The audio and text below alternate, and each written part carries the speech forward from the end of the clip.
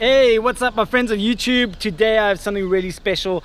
I have the very first Ibis HD4 that has landed here in South Africa. Before I start, just remember to check the description below for any details on this bike. They are available now. I've left a link to where you can get your hands on this bike and who can help you out if you need one of these bikes. So we are going to do a bit of a bike check here. This is a friend of mine's bike that's just been built up. It's a little bit dirty because it has been ridden. Thank you very much, Dave, for loaning me your bike. I'm going to be test riding this bike for the next couple of days and will be dropping a bike review shortly. So let's get to it.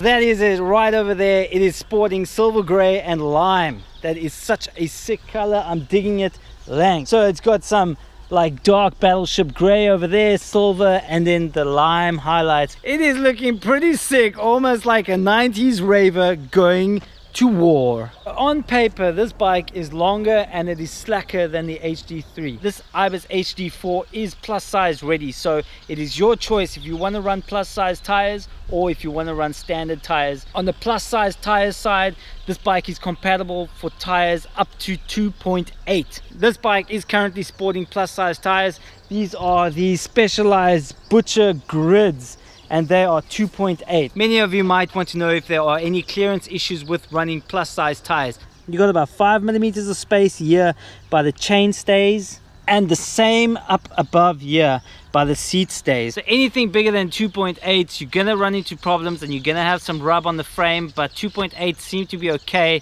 as long as you don't get any big stones caught up in these tires. I seriously doubt that these 2.8s are going to collect any stones in the tread because the tread is quite widely spaced. That 2.8 grid definitely looks like it's going to clear mud really well.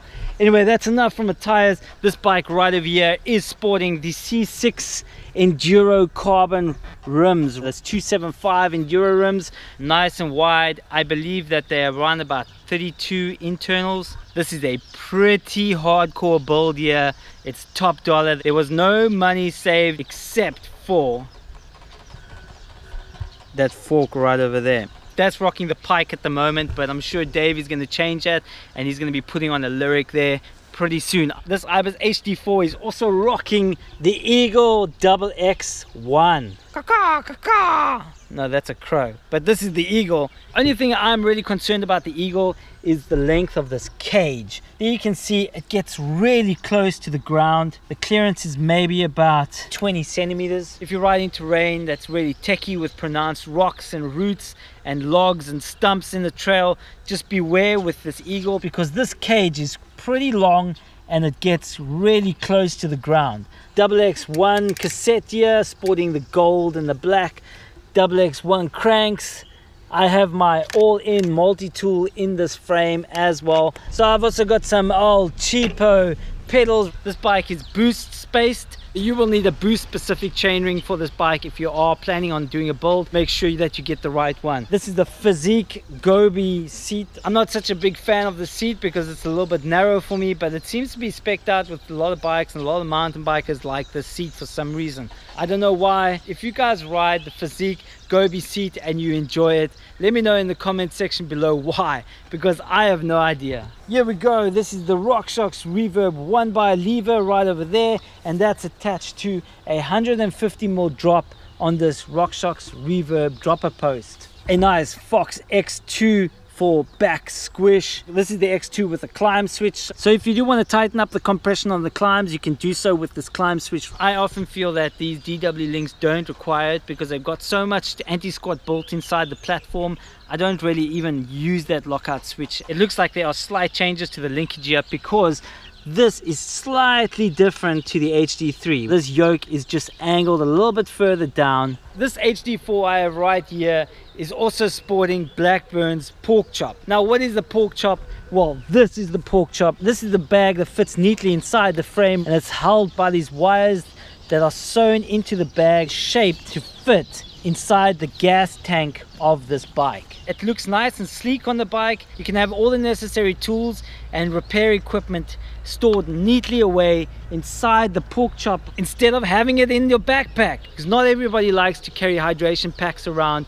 It is a bit cumbersome and it's not nice to carry around. We have a nice short Ragley stem, and attached to it are these Renthal Fatbar carbon. Sick. All you racers out there, this bike does have it.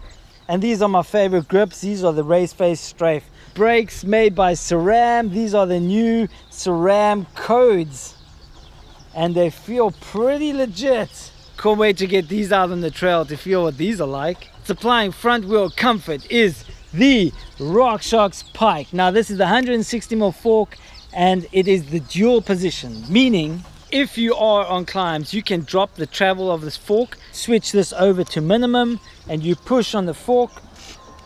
That is going to reduce the travel and make it a little bit easier to get up those hills. And then once you hit the descent again, you just switch it over to max again, lift up, and that's it. Ready for a sick descent with maximum comfort. And attached to that is another cSixx 275 Enduro Wheelset. And that's the inner cSixx hubs and the rims as well. The front tire on this bike is another Specialized Butcher Grid 2.8. Currently this bike has 180mm rotors. These are the iStech 180mm rotors by Shimano. There you can see the code caliper. To complement the Eagle XX1 derailleur is the Eagle XX1 shifter. That is some really crisp, sharp shifting. I can't wait to take this bike out on the trails. Remember, I got videos every Monday and Wednesday. Thumbs up if you like my video. Subscribe if you like my channel. Any questions, leave it in the comment section below. I'll get right back to you. But now I'm going to be taking this bike out for a sick ride. Thanks for joining me. I will catch you on the next episode.